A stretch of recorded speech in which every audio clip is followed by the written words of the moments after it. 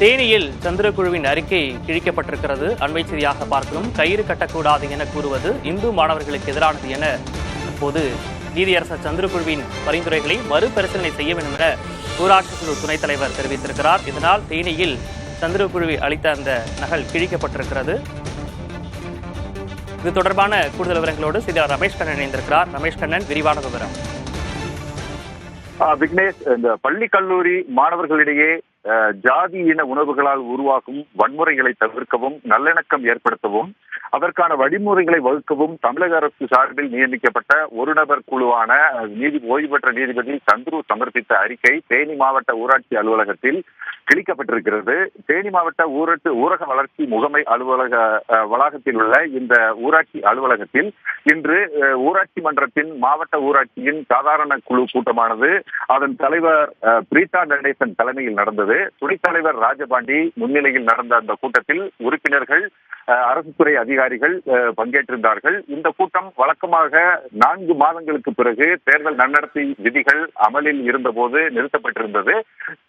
4 மாதங்களுக்கு பிறகு நடக்கும் இந்த கூட்டத்தில் சாதாரண பொருள்கள் விவாதத்தில் எடுத்துக் கொள்ளப்பட்டது. பொருள்களின் விவாதம் முடிந்து அது தீர்மானங்களாக நிறைவேற்றிய பின் பேசிய அந்த கூட்டத்தின் துணைத் தலைவர், மாவட்ட ஊராட்சியின் துணைத் தலைவர் ராஜபாண்டி, இந்த சந்துரு அரசுக்கு சமர்ப்பித்துள்ள அறிக்கை இந்து மாணவர்களை மிகவும் பாதிப்படைய செய்கிறது என்று கூறி அது இந்த அறிக்கை சென்றடைய வேண்டிய இடம் குப்பை தொட்டி என்று வெளிப்படையாக கூறி அந்த அறிக்கையை அந்த கூட்டத்தில் கிழித்தெறிந்திருக்கிறார்.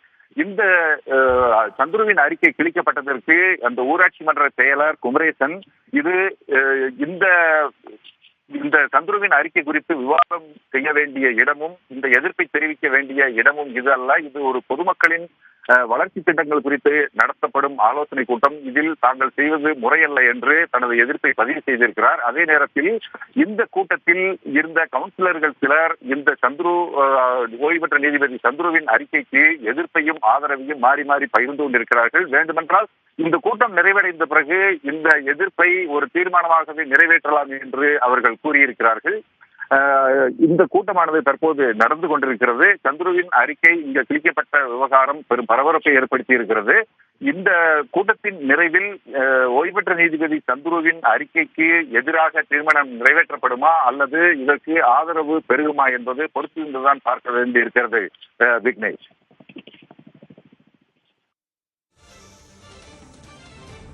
இந்த பாட புத்தகத்துல யார் யாரெல்லாம் இருக்காங்க, இந்த பாட புத்தகத்துல 5 மாணவர்கள் இருக்காங்க. அதுல ஒரு தெளிவா ஒரு மாணவர் இருக்கான், தொப்பி போட்டு இருக்கான்.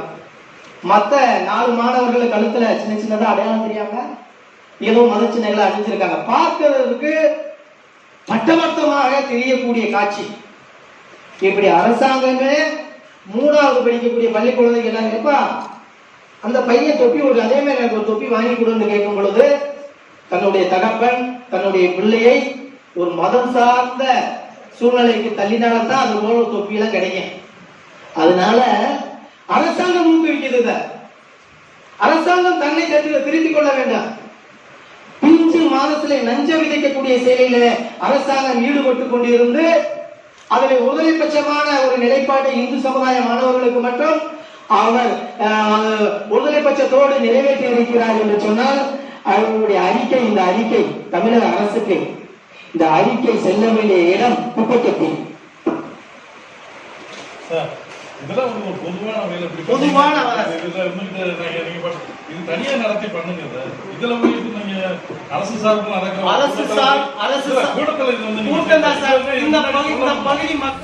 தேனி ஊராட்சி குழு கூட்டத்தில் சந்திரகுழுவின் அறிக்கை கிழிக்கப்பட்டிருக்கிறது. தொடர்பான விவரங்களை வழங்கியமைக்காக நன்றி ரமேஷ் கண்ணன்.